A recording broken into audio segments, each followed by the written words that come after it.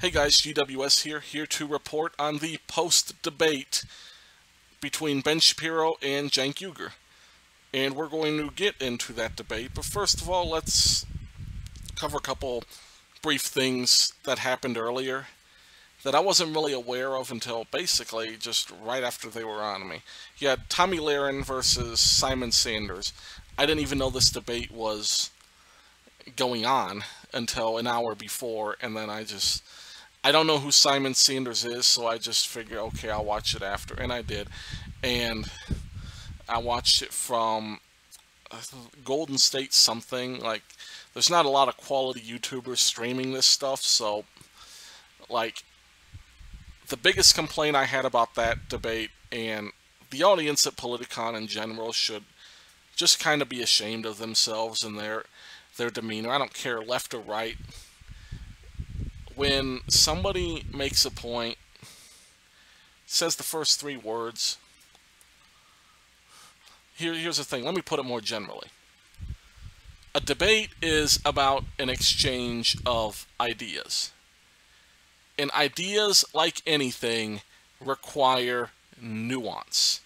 They require point-by-point analysis, backing up what you say with facts and logic, statistics, etc. So, when you're cheering or when you're booing at the first three words somebody says, that's not a battle of ideas. That is not logic. What you're doing there is you are rooting for your team, left or right, and Politicon feeds into it too, and they're to blame too, because they put people on the left, they put people on the right. You hear them cheering by side. They're organizing these events so that people on the left don't have to talk to people on the right. So what do you get? You get a situation where a debate changes nobody's mind, because who's going to change minds if you're just sitting with like-minded people? The point of a political discussion is to have perhaps a contentious yet civil discussion, not just on the stage. That discussion should be going on at all of Politicon. And to force people on one side or the other is pure horseshit. Sorry to say it. Now, given the audience interruptions, I could not hear this debate, and thus I could not finish watching it. And thus I cannot even judge a winner or a loser. If I had to pick from what I saw, it'd be Tomi Lahren, because Simon Sanders kept going to race relations without responding to the specific nuance points of Tomi Lahren. Just these general race cliches with no evidence, no data to back it up. And Tomi Lahren brought the data in all of her exchanges, and she did a very good job. And quite frankly, as somebody who leans right and has slightly right-leaning values, perhaps not as right as hers, you know, I am glad that somebody stuck to the facts and was quick-witted enough to respond to a lot of the simple-mindedness thrown her way. And then there was a surprising debate. I didn't even know about this one until it was halfway over. It was Charlie Kirk versus Hassan from TYT. I don't know his last name, so I'm not looking it up. But anyhow, that debate was, I didn't see a lot of it, but like probably the second half that I saw was full of Charlie Kirk basically being screamed over by this Hassan guy, throwing his hands up with his casual dress and just being screamed at, saying, you know, pretty much Hassan screaming strawmen and like mischaracterizing Charlie Kirk's arguments. And that's what I opened the debate to. That's not a good sign right there. So you get Hassan screaming, and it's blowhard. Like, there's no stats. It's just, you know, he would say things like, oh, I'm a libertarian. All corporations are just great, aren't they? Oh, wow. And then Charlie Kirk would try to interject, and then he'd just keep yelling over him. No nuance. Just trying to shove him aside. But then you get to where the moderator has to start asking questions, and where Hassan can't just keep screaming. And then you get to, I can't remember what the question was, but Charlie Kirk starts hammering about the government. Like, you want larger government, yet you don't trust the government at the same time. And Hassan, again, starts mischaracterizing, saying he's completely against the government and all that. And it was just a lot of blowhardiness, and I don't feel qualified to say a winner, but Charlie Kirk he at least had substance from what I saw, and Hassan was pretty much blowharding the whole time. Yelling and screaming does not win an argument. It's not going to win over people, and it's not going to win an argument. Now, all that crap sets up for the main event. Cenk versus Ben Shapiro. First of all, it almost seemed like the debate wasn't going to happen. They waited over a half hour. I believe it was 38 minutes late, something like that, 38 to 40 minutes late. And then we finally get the debate, and it was one for the ages on multiple counts. And I really hate to say it, but I think that Cenk took it. No, who are you kidding? First of all, what happened in the first part of the debate? The first part of the debate was actually a pretty great discussion. Just a back and forth. Shapiro using his type of rhetoric, basically arguing facts, posing Socratic method type questions that Cenk kind of struggled with. And I do gotta say, I feel like Cenk was misrepresented a little bit, because he was saying moderate stuff, and then Shapiro kept going to the hypotheticals. That's a slight minus on him, but the big difference between them is it was a great battle of ideas, and I praise Cenk for coming to the table with ideas and basically playing his game. But he did not do what he did against Dinesh D'Souza last year and go low. And quite frankly, against Shapiro, how are you going to? The guy is as clean as a whistle, There's no dirt that you could bring up on Ben Shapiro. And I think he gave Ben Shapiro a lot more respect, and that was a good thing. But here's the thing, is when you come into a debate like this, you have to expand yourself a little bit. And this is where Cenk, even in the early stages, even though he did a halfway decent job, he did not expand upon himself.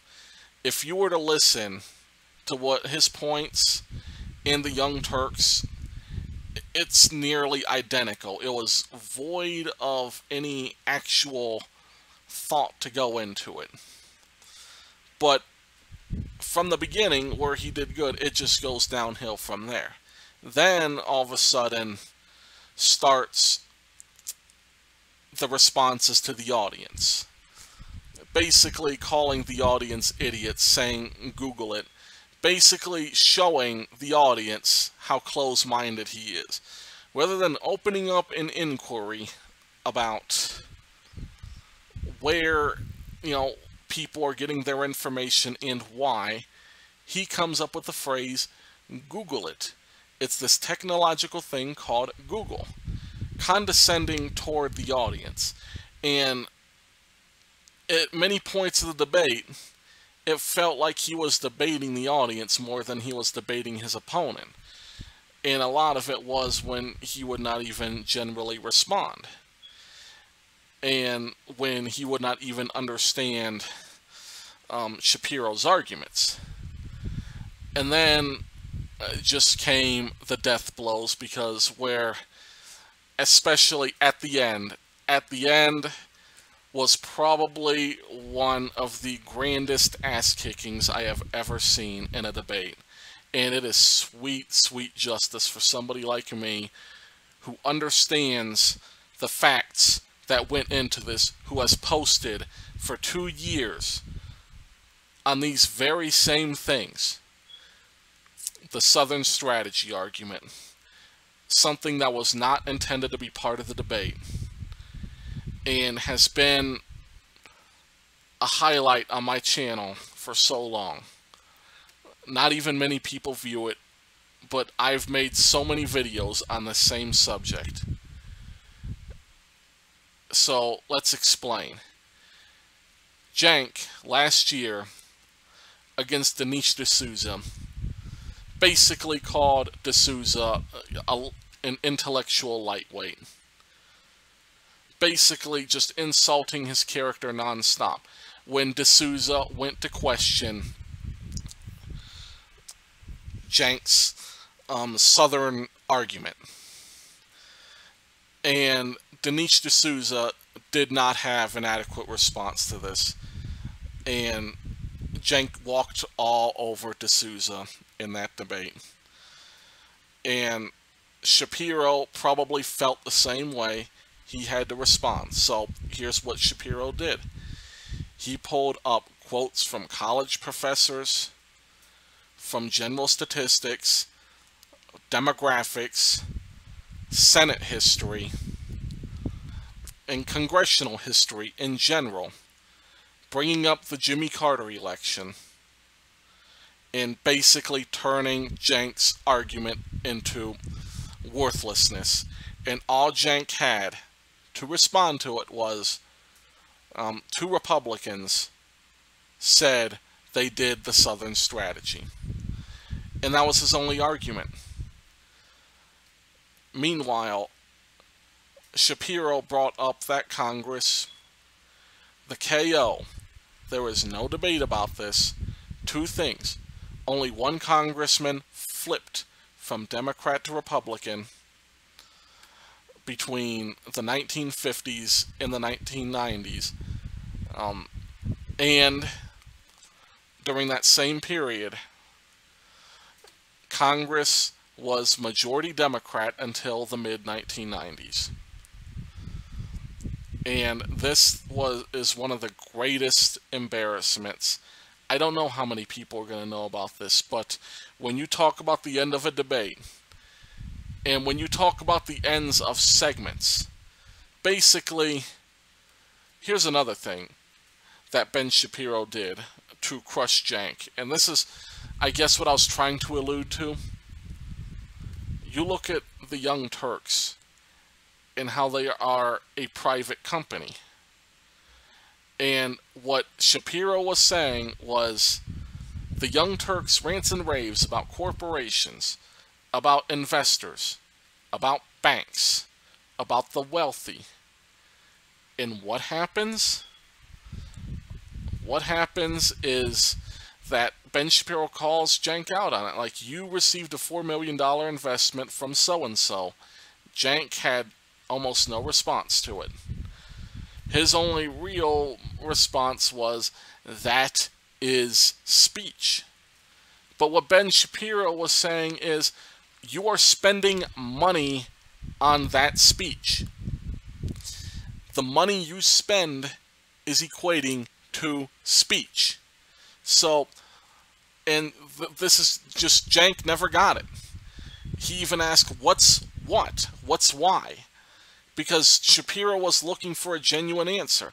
Like, why should the Young Turks not be banned from spending money on speech if you are going to ban others? And Cenk kept going on about it. He kept saying, oh, he thinks the billionaires are good people. And he doesn't understand the hypocrisy that Ben Shapiro was pointing out. So, here's the thing. Yesterday, I awarded the debate to Ana Kasparian. And even today, I still hold that that's true. Anna did win that debate.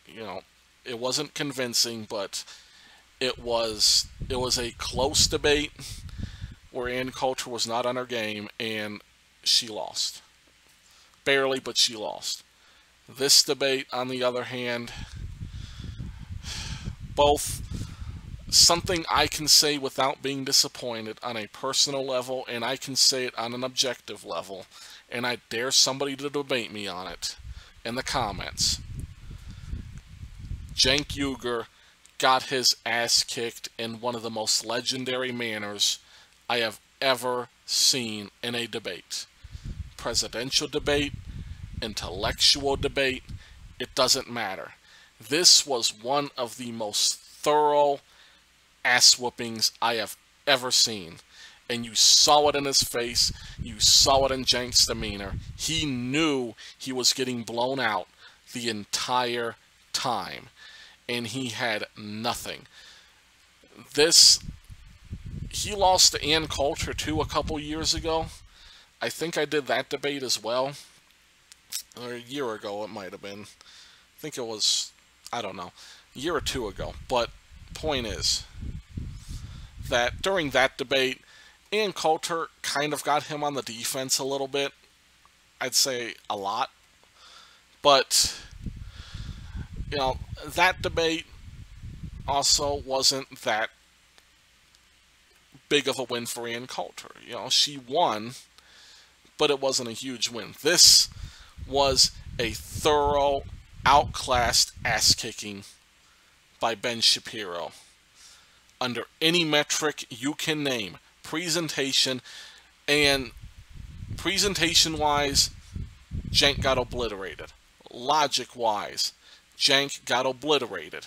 He did not use logic. He was going back to the well over and over again. Ben Shapiro was incredibly creative, incredibly nuanced, smart, knew when to punch back, knew when to move on, knew when to throw the zinger. Although that's not really logic. I don't know why I'm throwing zingers, but here's the point. Ben Shapiro used the better logic. Presentation-wise, he floored Cenk. Personally, he floored Cenk. And with the audience, I think that was the biggest thing. That's the biggest turn I've ever seen. Because at the beginning, you had a lot of Shapiro fans, and I was shocked. One thing I predicted was Cenk was going to come in with home field advantage. This time, he didn't. It was about 50-50. And Shapiro might have even had the slight edge. It might have been 55-45. By the end, you had the moderator. The moderator said two things, trying to be neutral. He said, quote, "We all know who we want to be president." Ben Shapiro, almost universal cheers. Cenk Uygur, nothing from the audience. I didn't hear one clap, nothing. Because I don't think, you're not going to change a lot of minds at things like this. But the audience knew that Cenk had been had. He got clobbered. The audience knew it, and they were defeated. Because if they weren't defeated, then they would have been booing a lot of Ben Shapiro's stuff. And the Southern strategy is a big, big Democratic argument. It is one of the main arguments for racism. So when Ben Shapiro's refuting the Southern strategy, you would think, okay, we're going to hear some boos from the TYT crowd. Nothing. There was nothing. And that, I think, said more than anything. I don't know how many people got convinced, because it's politics. You're not going to, especially in today's society, left is left, right is right. But I think Ben Shapiro left a lot of people ashamed today. Maybe second guessing. maybe looking for some confirmation bias, which is more likely in this climate especially. Looking for some confirmation bias, looking on YouTube for refutations to certain arguments or confirmations of things like the Southern strategy or things that, Shapiro's, they're going to look for their intellectual teddy bears. It's what both sides do, let's just be honest. Both sides have their people they listen to and rely upon for sources, etc. But no matter what they do, it was universal. And I don't know how they're going to react to it. Whether they're going to ignore it, whether they're going to double down. Cenk Uygur may even do what he did with Sam Harris, attempt to go after Ben Shapiro. And the same thing happened with Sam Harris.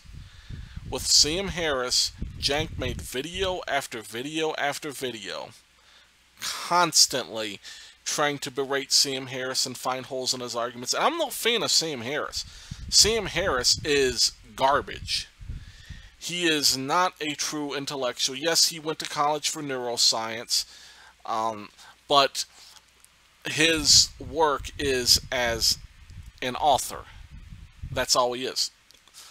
Sam Harris is pretty much, he's a nobody who somehow got known as an intellect by being an author. And that's great PR on his part, but, here's the thing, is Sam Harris schooled Cenk Uygur repeatedly on Twitter, in their debate together, like on television, in emails, and fans debating about him. It didn't matter. Sam Harris obliterated, and it forced Cenk to pretty much put a ban on his name. Like, they don't mention Sam Harris. And when they do, they'll try to do it in a roundabout kind of way, where you know the name, they just don't say it. And that could be what happens with Shapiro, because Cenk is an angry person. He's vindictive, and he's not going to let something like this slide, because he knows he lost.